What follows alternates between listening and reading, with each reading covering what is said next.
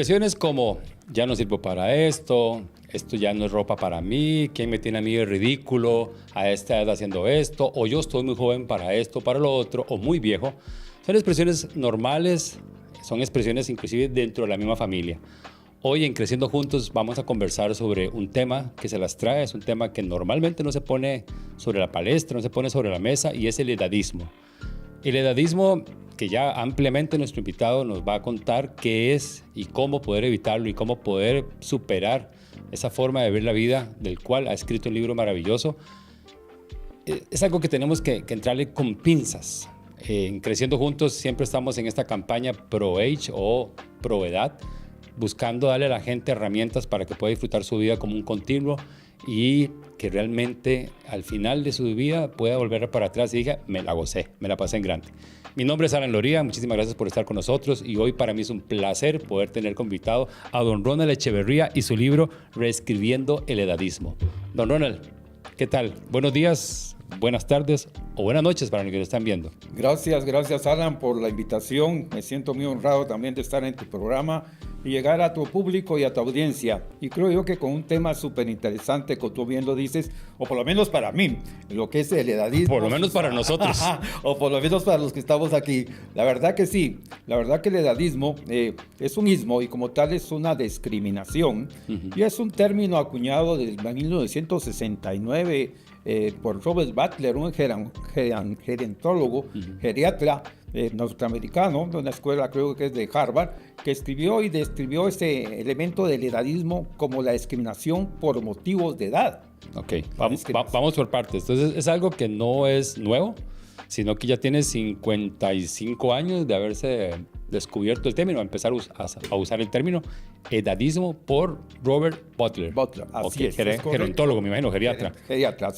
Así es. Mira, lo importante es que él lo puso en ese año, pero realmente fue hasta recién unos 15 años acá que realmente el término comenzó a calar en la sociedad. ¿Por qué se da ese empezar a calar en la sociedad? ¿Por qué duramos 40 años para darnos cuenta que el término estaba ahí?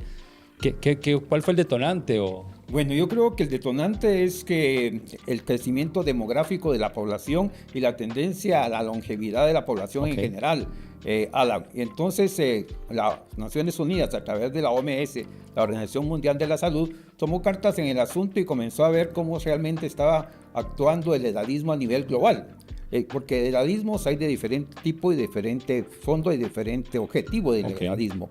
Entonces, la OMS define las bases del edadismo como los estereotipos. Es como tú y yo pensamos en relación a otras personas cuando los vemos y tenemos un pensamiento hacia la edad de esa persona y normalmente es un pensamiento negativo. Y ese es un estereotipo por pensamiento que tenemos todas las personas.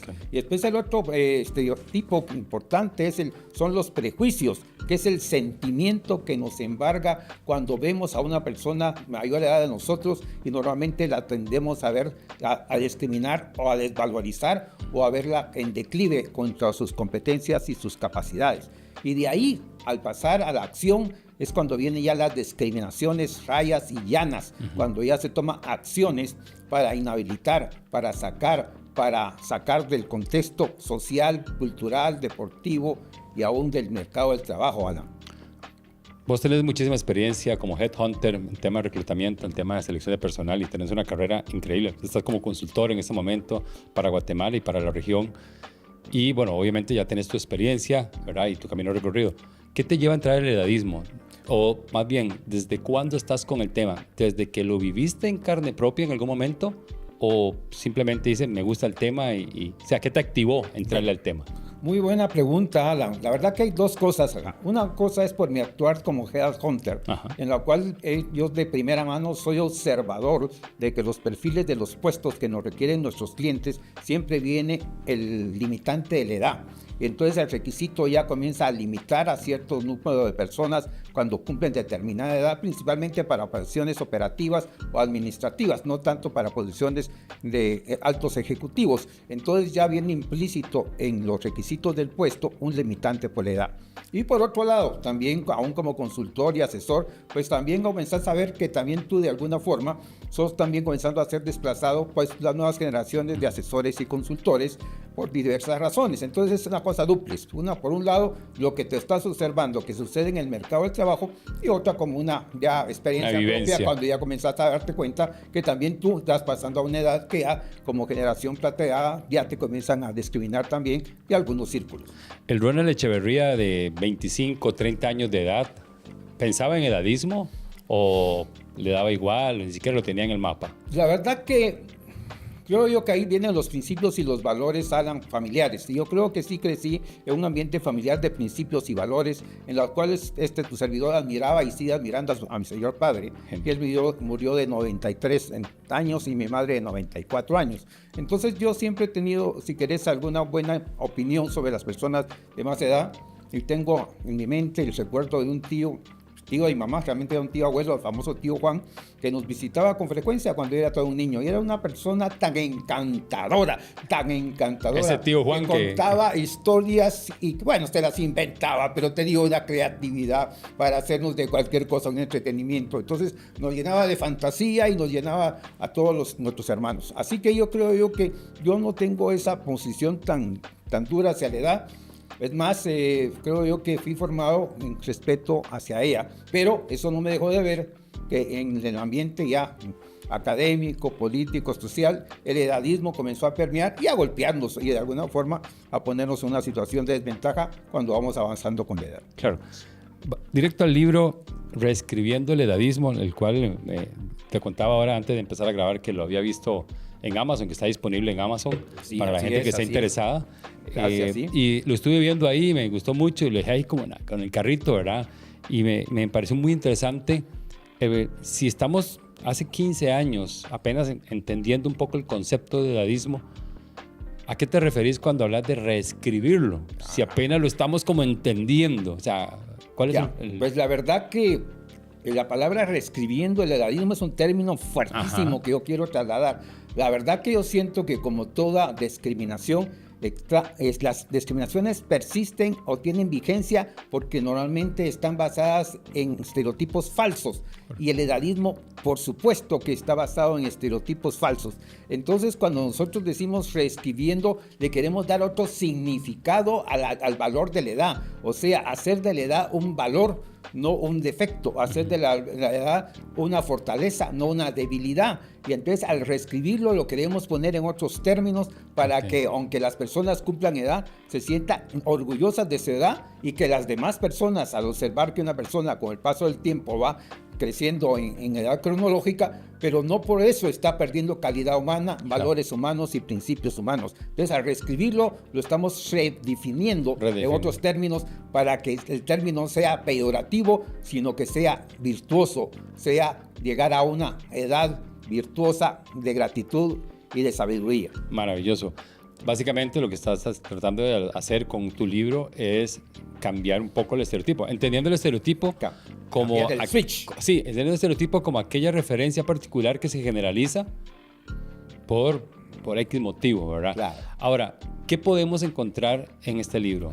Yo lo veo en una estantería, lo veo en Amazon y tengo la curiosidad de leerlo. ¿Qué podría encontrar si tengo 20 años de edad?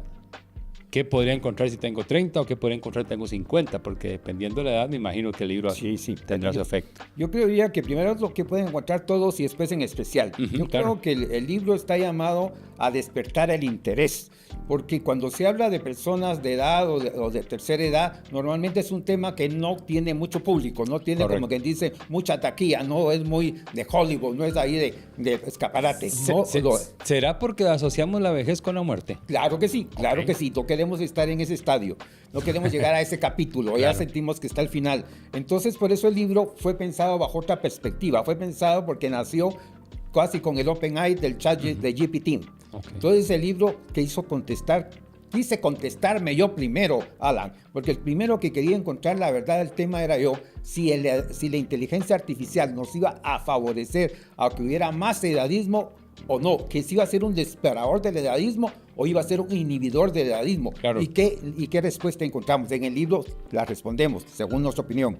Y después también quisimos adentrarnos un poco, no solo en llegar a las consecuencias o a los efectos del edadismo que todos sentimos o vivimos en carne propia, dependiendo de las personas que están ya en esa edad o las personas que están ejerciendo esa discriminación, sino ir hacia atrás. ¿Qué es lo que hace a Alan o a Ronald o a Jorge o a las personas discriminar a otras por motivos de edad? ¿Cuál es el resorte? El disparador. El disparador, el disparador que nos hace. Entonces ahí recurrimos a la neurociencia, a la ciencia del cerebro. Y recurrimos a una teoría bastante aceptada y también algunas veces bastante cuestionada del doctor Paul MacLean de la Universidad de Yale, del cerebro triuno, que normalmente este concepto se utiliza para las ventas, para decir que normalmente las personas cuando están en función de ventas o de compra y venta actúan con el cerebro reptiliano y toman decisiones de compras basadas en ese cerebro, igualmente en el sistema límbico o en la amígdala. Y después yo, razonando este tema, vengo yo y lo analizo como headhunter y reclutador cuando presento mis ternas o las personas y los candidatos para mis clientes, en lo cual yo clasifico tal vez mentalmente sin dar una escogencia específica sobre 1, 2 y 3 o 4, sino que sobre algunas cosas de competencias duras o competencias suaves o skills o hard skills que tengan las personas.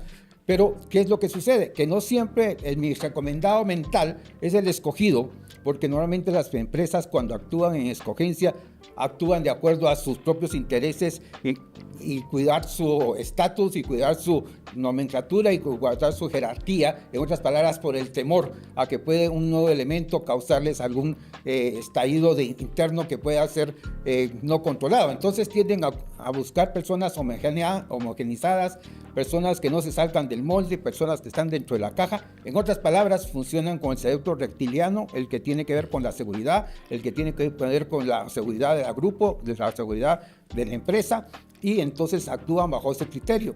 Y muy pocas veces actúan con el cerebro del neocórtex, en los cuales lo que están realmente viendo es si la persona es la más capaz y la más competente, independientemente de la edad, independientemente de la nacionalidad, independientemente de las preferencias que podían tener de también sexuales, aún en eso, o por religión o por estatus social. Entonces, las políticas de las empresas están imbuidas en controles, regulaciones que tienen que ver mucho con el cerebro reptiliano y la amígdala que maneja las emociones. Y eso entonces explica muchas de las reacciones humanas. Y ahí hacemos un análisis en el tercer capítulo hasta que llegamos a descubrir por qué las personas discriminamos. Y entonces esa razón de por qué discriminamos permite después combatir el génesis donde se genera el edadismo, porque normalmente ya estamos queriendo combatir las causas cuando esto nace dentro de las personas. Entonces la toma de conciencia y la educación, Alan, puede ser uno de los ingredientes y el ejemplo para evitar que el edadismo se siga propagando y que sea un flagelo como actualmente lo es. Desde tu punto de vista, desde tu experiencia, y ahorita volvemos a la parte corporativa, ¿desde dónde podríamos empezar a sensibilizar? O sea, ¿cuál sería como el primer paso para sensibilizar, después concientizar, ¿verdad?, a la población sobre el tema de la discriminación por edad? ¿Dónde tiene que hacerse la tarea en primera instancia? Gracias, Alan, por la pregunta. Pues mira, esto realmente es un problema social, es un problema cultural y es un problema de sociedades.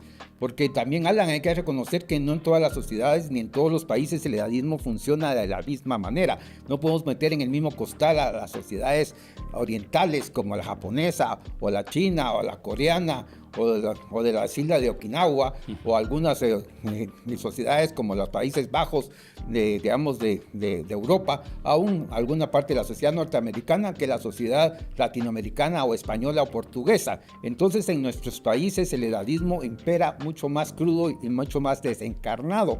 Entonces tratar de decirlo en general hay que tener esos cuidados.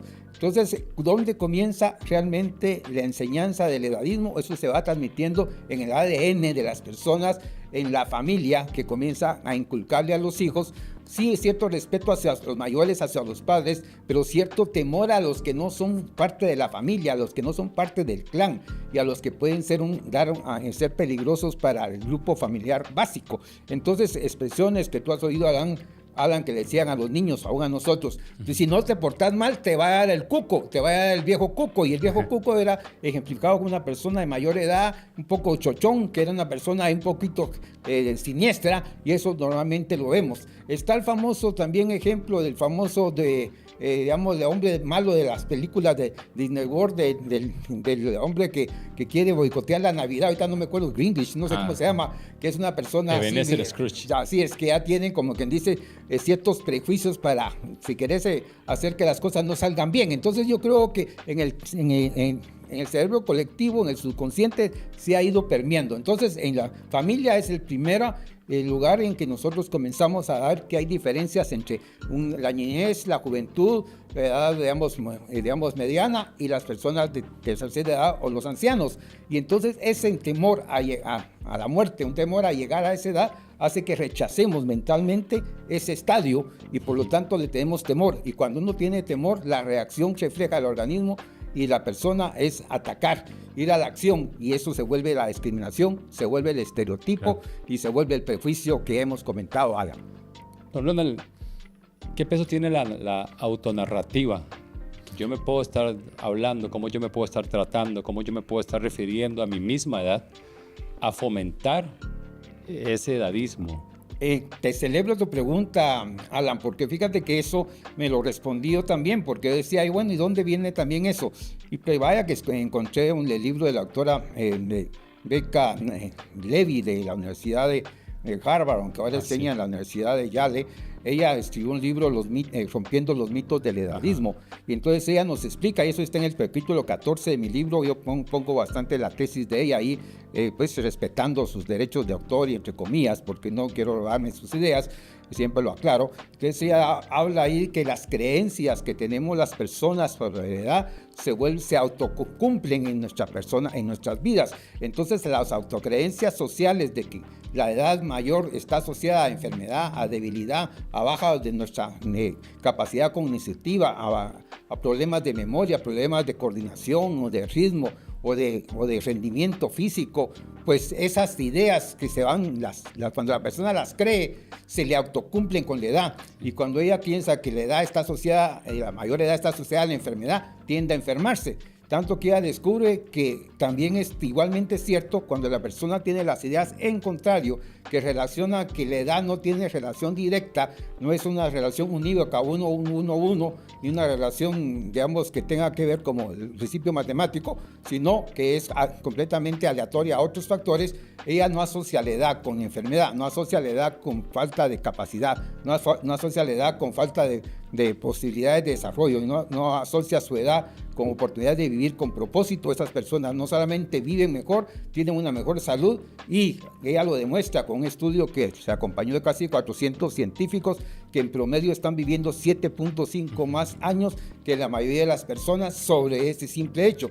Aún más, dice ella, sobre tener una dieta adecuada, aún más si hacen ejercicio, porque dice que la vida con propósito y la vida que se tiene en tener creencias favorables a la edad nos saca. Y ella habla de 4 factores, que uno de ellos, en los que explica el primero, es la asimilación, lo que hablamos de la familia, que es donde se comienza a inculcar esos principios erróneos.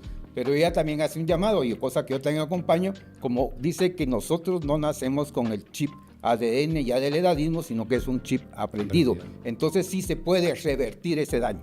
Ok, genial. La doctora Becca Levy hace un estudio, creo que lo hace dentro de una casa y ambienta una casa, ¿verdad? Así es. Con decoración de la época, y las personas totalmente cambian el chip y cambian toda la... Es muy interesante. Yo le recomiendo a la gente que busque ese libro, Rompiendo los mitos de la edad. Así es. Es un librazo, y es un libro relativamente nuevo. Creo que está como en 2018, 2000. Así es. Es muy bueno, y de hecho la doctora tiene un blog y tiene todo muy interesante. Claro, ella es una autoridad en ese tema. Es una autoridad totalmente en ese tema. Ahora, dentro de este mundo social, porque también hay un edadismo estructural, hay un edadismo social, ¿verdad? Hay toda una... Digamos, ya está ahí muy metido el edadismo. Y ahora nos suman el tema de inteligencia artificial, como lo tienes en tu libro, y nos suman toda esa parte de la tecnología. No sé si compartir la tesis. Yo tengo una tesis de que uno de los indicadores más fuertes para entender si yo estoy actualizándome en tiempo y forma para poder afrontar los retos profesionales y poder afrontar todo lo que sigue, es cómo yo me enfrento a los cambios tecnológicos. Sí. Si yo soy de las personas que tengo un teléfono y no lo cambio porque qué miedo cambiar el teléfono porque me cambia todo, o no actualizo la computadora porque después me pierdo cuando uso la computadora. En tu libro, que lo tocas ampliamente, pero no quiero hacer spoilers del libro, desde la inteligencia artificial o de la tecnología en sí mismo, ¿puede ser ella un indicador para saber si vos estás haciendo este raise skills o este up skills que mencionás para poder seguir siendo un talento atractivo para el mercado laboral?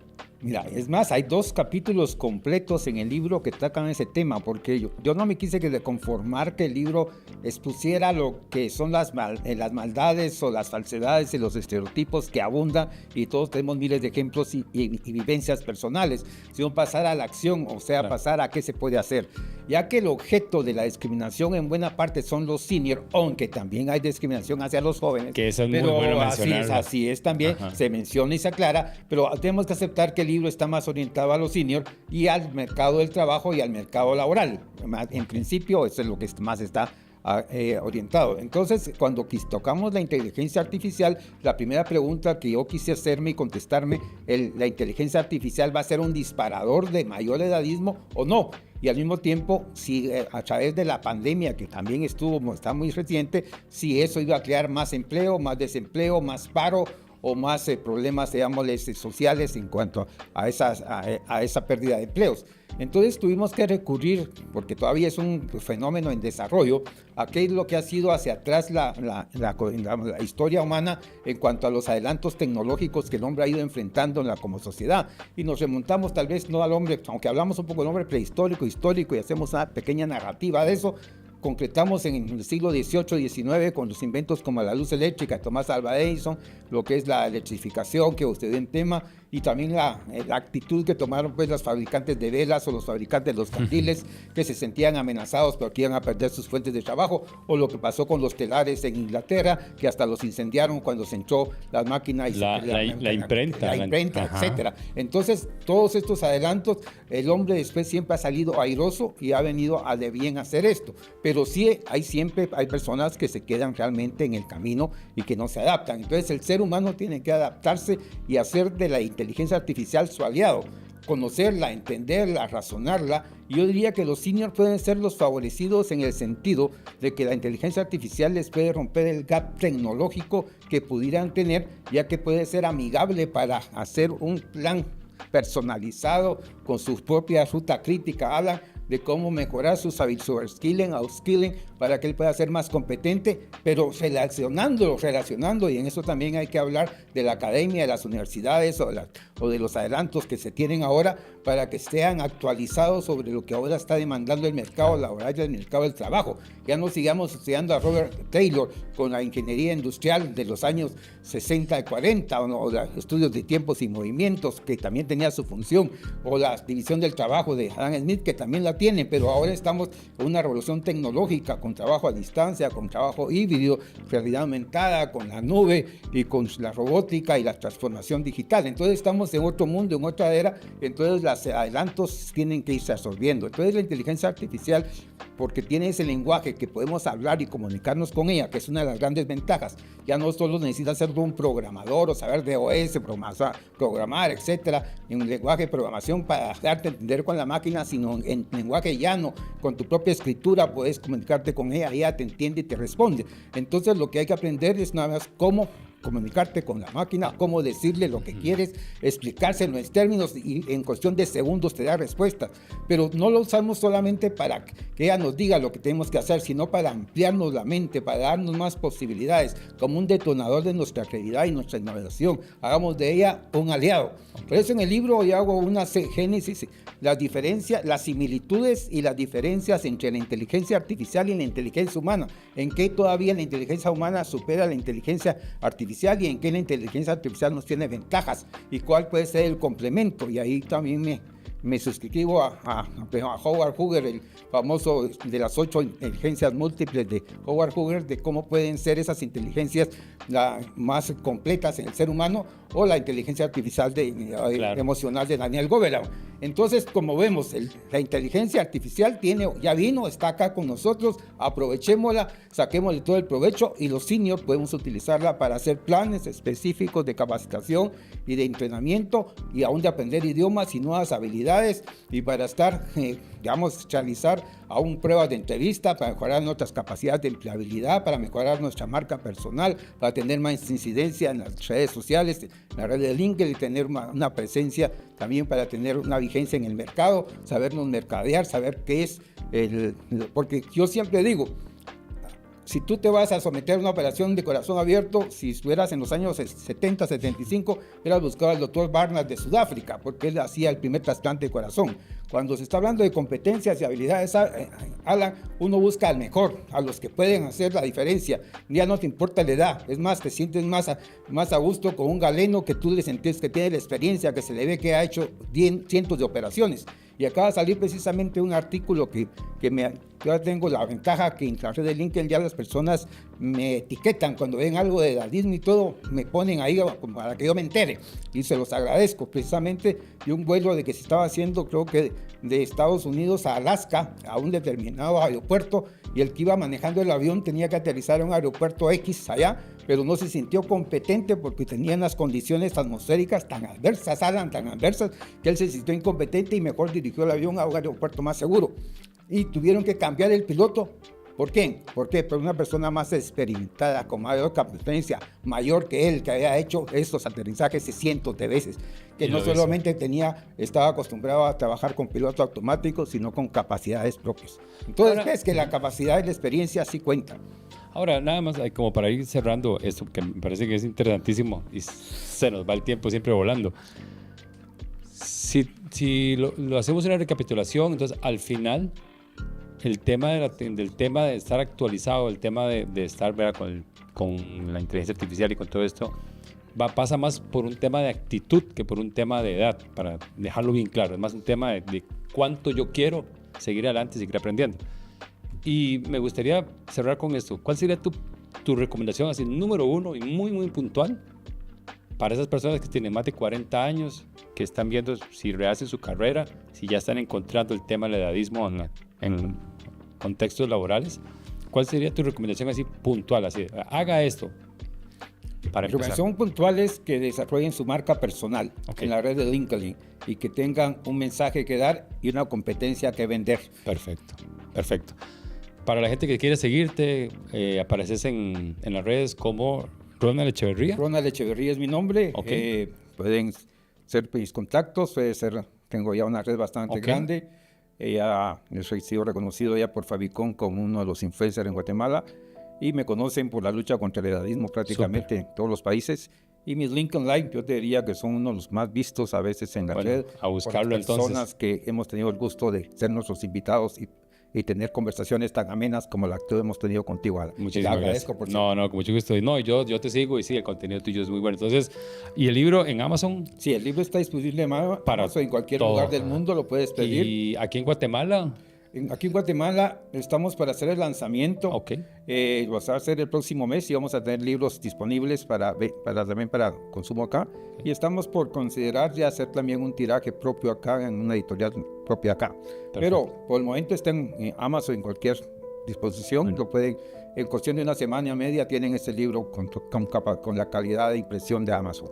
Bueno, entonces yo te digo de una vez de aquí, yo creo que nuestros amigos de Librería Capítulos en Costa Rica les va a encantar tenerlo, entonces hago el compromiso aquí de una vez de tenerlo disponible apenas lo lances, para tenerlo también disponible en Costa Rica por medio de Librería Capítulos, para que la gente lo pueda conseguir allá. Don Ronald, muchísimas gracias por tu tiempo, por enseñarnos y darnos esa visión diferente sobre el edadismo y cómo poder ir manejando esos cambios, ¿verdad?, a cómo vaya pasando los años. De verdad, muchísimas gracias. Gracias, Alan, por tu tiempo y por esta oportunidad. Y lo importante no es el mensajero, sino que el mensaje. Que el mensaje llegue. Listo. Así que gracias. Muy amables a todas y a todos por estar conectándose con esta entrega especial del podcast Creciendo Juntos. Espero que haya sido de muchísima utilidad la información que compartimos con Don Ronald. Busquen su libro, Reescribiendo el Edadismo, en Amazon. Y si está en Guatemala el próximo mes, igual próximamente en Costa Rica. Nos vemos en el futuro. Muchísimas gracias. Chao.